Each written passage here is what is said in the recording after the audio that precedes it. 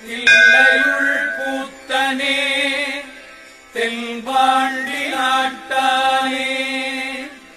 அல்லல் பிறவி அறுப்பானே ஓ என்று சொல்லக்கரியானே சொல்லித் திருவடிக்கு சொல்லிய பாட்டில்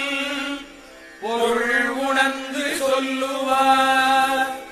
செல்வர் சிவபுரத்தில் உள்ளார் சிவனடிக்கு பல்லோரும் ஏத்த பணிந்து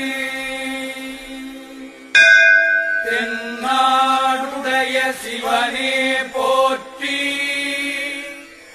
என் நாட்டவர்க்கும் இறைவா